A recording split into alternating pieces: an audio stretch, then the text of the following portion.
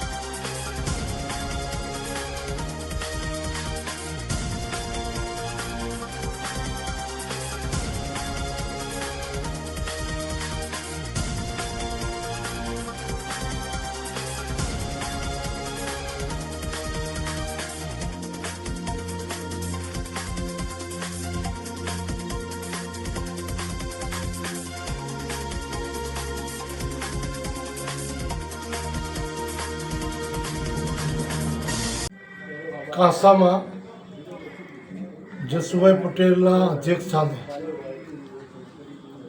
એક કરતાં વધુ સહકારી મંડળીઓ કામ કરી રહી છે, સામાજિક સંસ્થાઓ કામ કરી રહી છે. એ જ સમય દરમિયાન કેન્દ્ર સરકારે એપીઓના માધ્યમથી ખેડૂતોની આર્થિક સમૃદ્ધિ સલામતી કાયમ જળવાય એના માટે નવી યોજના બહાર પાડી અને એ યોજના મારફત એપીઓને 5 વર્ષ સુધી એની ઓફિસ સુચારુ ઢંગથી ચાલે એના માટે ફર્નિચર, કોમ્પ્યુટર, કામ કરનાર કર્મચારીનો પગાર વગેરે આપવાની યોજના છે. અને એ યોજનાના આધારે એ વિસ્તારના ખેડૂતોનો જણસ એટલે કે જે ખેત ઉત્પાદન છે એ ખરીદીને એની વેલ્યુ એડેડ એટલે મૂલ્યવર્ધક બનાવવા માટે એના સંસાધનો, એના મશીનોના માધ્યમથી જે ઉત્પાદન આવે એ બજારમાં મૂકતા પહેલાં મૂલ્યવર્ધક કરવામાં આવે, એનું પેકિંગ કરવામાં આવે અને આવી યોજનાના આધારે એનો વેપાર વધે અને ખેડૂતોની આવક વધે એ દિશામાં સરકારની જે યોજના છે અને આ યોજનાને પ્રધાનમંત્રીએ ખૂબ જોર આપ્યું છે અને સહકાર મંત્રી માનનીય અમિતભાઈ શાહ સહકારથી સમૃદ્ધિના નારાને સફળ બનાવવા માટે જે રીતે મોડેલ બાયલોજ બનાવીને દેશભરમાં સહકારી પ્રવૃત્તિને મજબૂત કરવા માટે કામ કરી રહ્યા છે. એ કામ જશુભાઈ ખૂબ સારી રીતે અનુભવી હોવાના કારણે સફળતાપૂર્વક કાસા વિસ્તારના ખેડૂતોને ખૂબ મદદરૂપ થશે એ વિશ્વાસ સાથે આજના આ ઉદ્ઘાટન સમારોહમાં સૌ અગ્રણીઓને હું શુભેચ્છા પાઠવું છું અને સફળતા ઈચ્છું છું. સમગ્ર વિસ્તાર તાલુકાના આખા સમગ્ર ખેડૂતો આમાં સભાસદ બની શકે એના માટે તાલુકા કક્ષાની એફપીઓને અમે રજીસ્ટર કરાવ્યું છે. આજરોજ પ્રાથમિક અત્યારે 460 સભાસદો નોંધાયેલા છે અને એના અમે 2000ના શેરના ભંડોળમાં 9 લાખ રૂપિયાનો શેરફાળો કરેલો. એમાં નાબાર્ડ તરફથી અમને 9,60,000 રૂપિયા શેરફાળાની રકમ એ અહીંયા અમારા 6 મહિનાનો કર્મચારીનો પગાર પેટે 1 લાખ રૂપિયા ફર્નિચર અને ભાડા જે મકાન અમે રાખ્યું છે એનું ભાડું 5 વર્ષ સુધી અહીંયા આપવાના છે. વિસનગર તાલુકાના ખેડૂતોનું માર્કેટમાંથી સીધો માલ ખરીદી કરવા માટેનું પણ વિસનગર માર્કેટ યાર્ડનું અમે લાઇસન્સ પણ લઈ લીધું છે અને જીએસટી નંબરથી સમગ્ર તાલુકાના ખેડૂતોનું જ્યારે બજાર ભાવ નીચો થાય ત્યારે અમે એ ખરીદી કરી સ્ટોરેજ કરી અને જ્યારે ભાવ વધારો થાય ત્યારે અમે ડિફરન્ટ ખેડૂતોને આપવાનું અમારું આયોજન છે. અને એમાં સરકારે અમને ભારત સરકાર તરફથી જે અને નાબાર્ડ તરફથી એનસીડીસી અને જે મદદ મળી ખરેખર આ સંસ્થાઓ દ્વારા સાચા અર્થમાં ગામડાઓના ખેડૂતોને બમણી આબાદ કરવા માટેનું એક માધ્યમ અમે આજે અમારા ઇફકોના ચેરમેન અને સમગ્ર ગુજકો માસોલના પણ ચેરમેન વર્ષોથી રહ્યા છે અને ખેડૂતોનું હિત તેમના હસ્તે આજે અમે એમના દિલીપભાઈ સંઘાણી સાહેબના હસ્તે આજે મારું ઓપનિંગ કરાવ્યું છે અને ખેડૂતોનું હિત વધુ આવતા દિવસોમાં મજબૂત થાય એના માટે સરકારના પ્રયત્નો સફળ થશે. શું કહેશો ભારત સરકાર અમિતભાઈ શાહ સહકાર વિભાગ?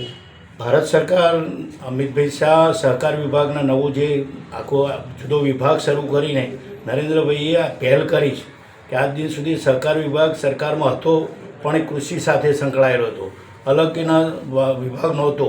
એને અલગ કરીને નવા કાયદાઓ અને ખેડૂતોની આવક વર્ષોમાં બમણી કરવા માટે ખેડૂત અને ખેતી પશુપાલન બધું વિકસે એના માટે આ દેશ સમૃદ્ધ કરવામાં ગામડાઓનું એક સાચું કામ આ વખત આ સરકારમાં થઈ રહ્યું છે.